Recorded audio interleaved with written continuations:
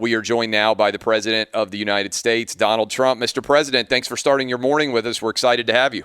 Well, thank you very much, Clay. It's an honor. You have a great show. Well, I appreciate that. Now, I know you're a longtime sports fan, so there's a lot of things I want to get into with you. But I want to start. You've been a big supporter of Tom Brady for a very long time. What were your thoughts when he decided to move to Tampa Bay, and what do you think he's going to be capable of down there? Will you be rooting for him? Well, I think he's going to do a great job. You know, he's a winner. He knows how to win. That's a big thing. And he's just been a great quarterback with a great coach. It's a great combination, and a great owner in Bob Kraft, frankly. And he probably wanted a change. He wanted a change. And I think, you know, he had plenty of teams to go to. Then he picked one with, from what I understand, a good offensive line and very good receivers. He looked at that closely. I think he probably had other choices where they had players. I think his biggest thing is he wants to win.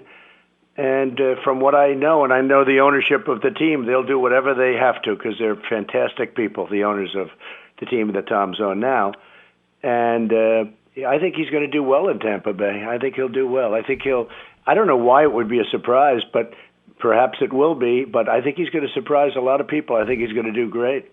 We're talking to the President of the United States, Donald Trump. Mr. President, what do you hear about the NFL? I know there's been a lot of talk. You mentioned that you talked to several different owners, Bob Kraft in particular. How confident are you that come September 10th with the scheduled opener between the Texans and the Chiefs that the NFL will be underway and everybody out there who's an NFL fan will be able to watch?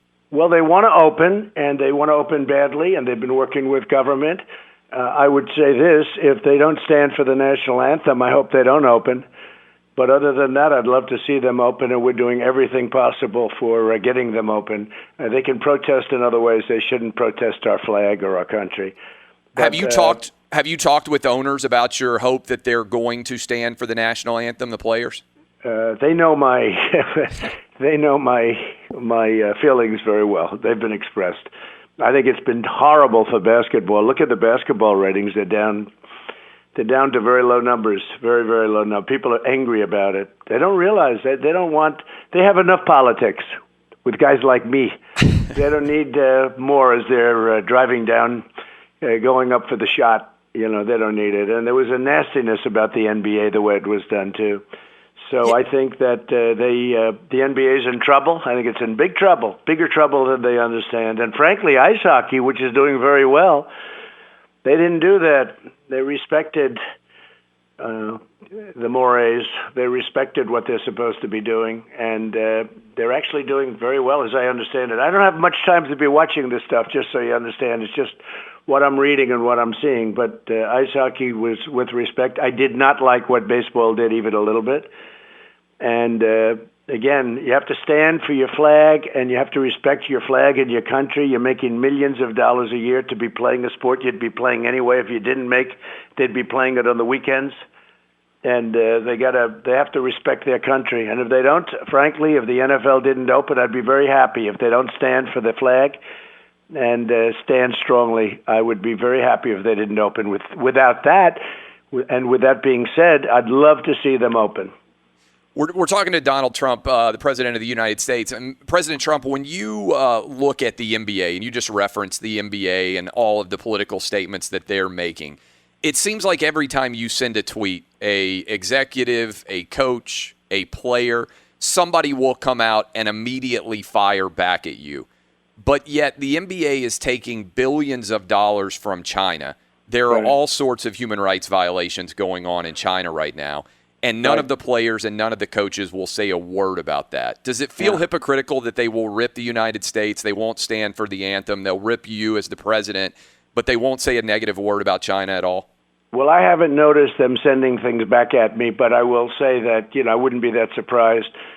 Some are very nasty, very, very nasty, and frankly, very dumb.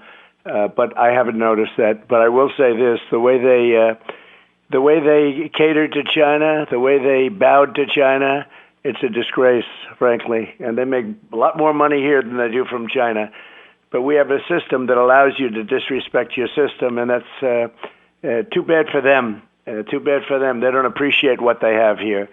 But no, what they did with China and what China did to us with the with the China virus and the rest of the world, by the way. The whole rest of the world. They stopped it from going in and spreading in China, but they didn't stop it from spreading in the U.S. and in other parts of the world, including Europe, but other parts in the world, 188 countries. So I watched that whole thing with the general manager of the team. Was it Houston? Yeah, Daryl Morey, the general manager, who said that he wanted to free Hong Kong. And speaking of Hong Kong, right now you've got, I see the front page of the Wall Street Journal, that China went in and arrested a ton of pro-democracy media members, including Jimmy Lai, I believe, who is one of the most active participants in all of the Hong Kong democracy movement. For people out there who aren't paying attention, why should Americans care about what China's doing in Hong Kong and maybe the threats to Taiwan as well?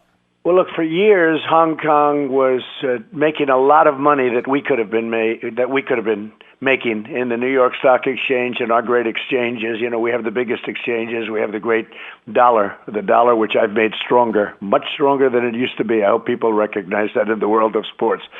Our country is in good shape, and we're coming back so strong. It's incredible when you look at the numbers that we're producing and putting up. We're coming back very strong. And we saved millions and millions of lives by closing down and restarting. But I will say that with Hong Kong, we gave tremendous incentives and cost us a fortune to keep Hong Kong viable and going.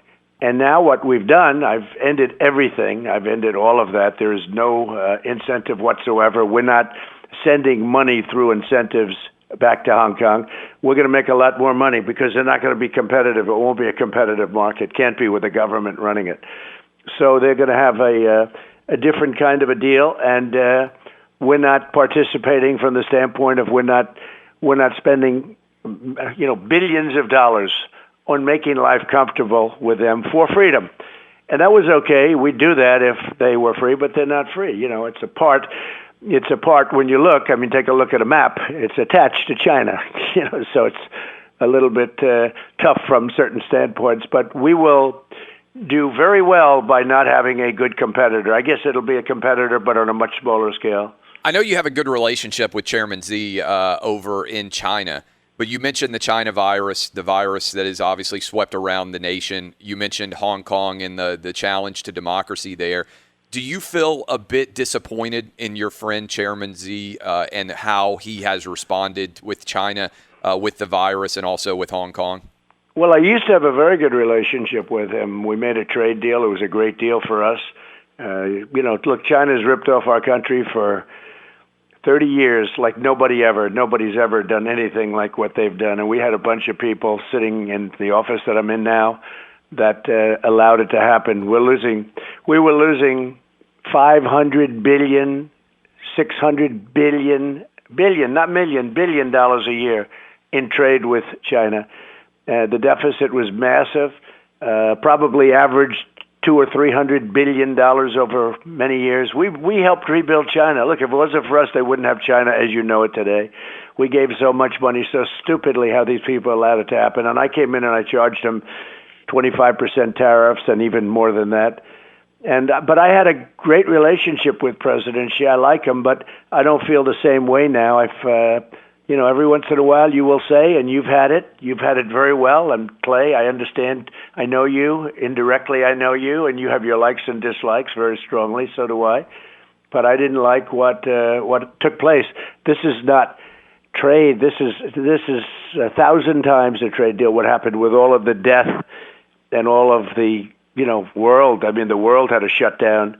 It's a disgrace what happened. You look at some of these countries in Europe were just devastated. Look at what's going on in Africa with this horrible disease. So, I certainly feel differently. I had a very, very good relationship, and I haven't spoken to him in a long time. It's a much different. We have a much different relationship with China now than we did for years, where they ripped us off, and then I stopped that. They were having the worst year they had in 67 years because I charged them tariffs, and we were making a lot of money. I was giving a lot of money to farmers. They were targeting farmers. I gave $28 billion. That was the amount, and it came all out of China. And the farmers are doing great because of it. Otherwise, they would have been all out of business. But, I treated them as you would do it. but I still had a good relationship. But once the plague came in from China, I call it the plague. But once the plague came in from China, the relationship changed. No question about it. It would be hard to believe that it wouldn't change. We're talking to the President of the United States, Donald Trump. Mr. President, much less serious in terms of the plague, although the virus is impacting many different parts of sports in America, including potentially college football. I know you're a big college football fan. You went to the LSU-Alabama game this past year, Joe Burrow against Tua Tagovailoa, great game. You went to the national title game where Clemson played against LSU. Why is it important for college football to be played, and what do you think you can do to help that happen? Well, first of all, those people, the people in that sport, it's just like incredible people. And, like some of the coaches like Nick Saban and Coach O. How about Coach O? He's amazing. He's central casting, right? You're doing Yes. a football movie, you got to pick him as your coach, right? And, Yes. and put him in the movie. And Lou Holtz is just a fantastic guy, a friend of mine. He's been a supporter from the beginning. And, just so many others. They're just great people. And they want to play football, and they know better than anyone else. The other thing is, and somebody was explaining, I had actually one of the great doctors. He said, these people are so powerful and so strong, and not lots of body fat, although you could take a couple of offensive linemen perhaps and dispute that, but not a lot of body fat, maybe none in some cases, and they're very healthy people. People don't realize it's a tiny percentage of people that get sick, and they're old. It just attacks old people, especially old people with bad heart, diabetes, or some kind of a physical problem, a weight problem. Isn't it wonderful that I'm of a perfect physical specimen? It's so great. Yeah, you're 3% body fat, right? That's right. I was 0%. Didn't I have 0%? Somebody said I had 0% body fat. Wouldn't that be nice? Yeah. But this attacks older people very viciously, by the way. It can be if it's the wrong person. But, these football players are very young, strong people. And physically, they're physically in extraordinary shape. So they're not going to have a problem. You're not going to see people, could it happen? But I doubt it. You're not going to see people dying. And many people get it, and they have, like kids, they get it. They have the sniffles. Young kids, almost none have a serious problem with it. Literally, you look, I think they said the state of California, almost nobody that's young had zero, had a problem with, meaning a serious problem with this disease. They get better very quickly if they get it at all. So I think football's making a tragic mistake. And it's interesting. When it opens, when I went to that game, it was incredible. I went to a couple of them, and I never really did the big-time college football. I went to an Ivy League school. It wasn't quite the same. But when I went to Alabama and I went to LSU, and, these stadiums are massive. You have no idea about that. It's much bigger crowds in the NFL. In the NFL, you'll have 60. And here we had, I think, 115,000 people. And you go to see these games, and it's brilliant football. It's great football. It's the atmosphere. There's nothing like it. And you can't have empty seats. If I had 5 empty seats, for instance, they said when I do a rally, sir, the reason I won't do them because you can't have 1 seat and then 7 around that seat, sir, have to be empty. Oh, that'll look great. You have one person and everything's fake empty around them. You can't do that. And I'm not sure that college football can do it, but we'll have to see. Some sports I see. I think golf has not been hurt visually in fact, I think golf looks more beautiful if you want to know the truth. Instead of a lot of people, the cheering's good, and certainly I guess the income is good and all, but golf works. What works is UFC works very well. UFC, I watched that the other night, and they light up the stage, they light up the cage, and it's really bright. They darken the arena, maybe put a little silk around it, who knows, but that works. And other sports don't work. Basketball's not working. I think basketball's not working because of the way they treated our flag and our anthem, if you want to know the truth. But it doesn't seem to have anything. I looked at it, and I couldn't watch it.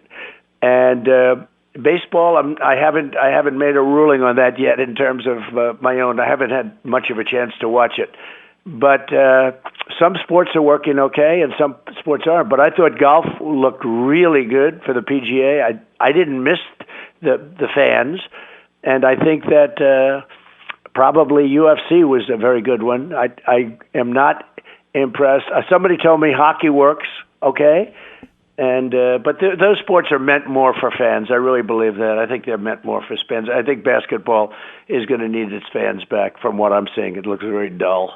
I know you're ready for the economy to be back rolling, and sports are a big part of that, and schools opening are also a big part of that. Yeah. I'm going to ask you about both, but I also wonder, do you ever think to yourself, I should play a trick on the media and say the exact opposite of what I actually believe so they'll support it? So because funny. it seems like every time you come out, like you say schools should open, and the media immediately says, oh, schools can't open. But if you had said, hey, we can't open schools, I feel like the media would have said, oh, we got to open schools. The president's crazy. You ever think about using that and so playing a funny mind that trick you on them? that, because I talk about it all the time. Nobody else does. I say, look, I could have had the wall built very easy. We're building a wall, but it was getting it was pulling teeth. And the Democrats opposed, et cetera, et cetera. You watch that, and now it's being built. We're up to 277 miles. It'll be done by the end of the year, a little bit after the end of the year. It's incredible the impact it's had. Anyway, if I would have said, I don't want a wall, they would have given it to immediately. This hydroxychloroquine, a lot of doctors swear by it. By my saying, it's good. I took it for 2 weeks. There was a little outbreak around Washington, and I said, let me have something. And I took it for 2 weeks, and it was fine. It was great. I didn't have it. I didn't get it. And I had no problem whatsoever with it. It's been around for a long time. It's a malaria pill, actually, and lupus, and it causes no problem. But as soon as I came out with it, they said, oh, it doesn't work. And they went crazy. They still are on Twitter. It's number one all the time, which is phony. It's number one all the time in trending hydroxy, negative hydroxy stuff. If I would have said, I don't believe in hydroxychloroquine, it's terrible, with zinc and with, the Z-Pak, zithromycin. If I would have said, I don't believe in it, it doesn't work, it would be the hottest thing going right now. No, I say it all the time. We could say it about a lot of different things. Even religion. I held a Bible in front of a church that the agitators and anarchists, they call them protesters, they tried to burn down a church. And I held a Bible up in front of the church, and they said it was a terrible thing I did. So I said, I even affect religion negatively, okay? I hold a Bible in front of a church that they tried to burn down the day before.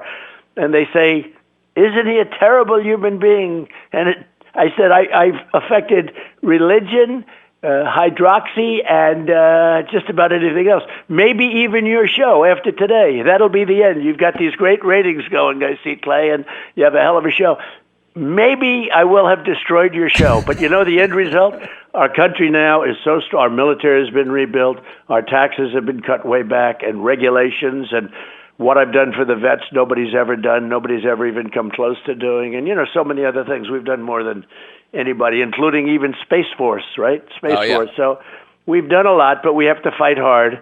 Probably I have to fight harder than a lot of other people. Last question for you, because I know you got a ton of things to go. There's talk that Joe Biden's going to announce his vice president either today or tomorrow. It seems like it's dragged on for some time. Who do you think he's going to pick? Who should he pick? I know you like playing the political game. You weren't a politician for a long time. If you were sitting back on your couch watching television and following this election, what do you think he's going to do? What do you think he should do?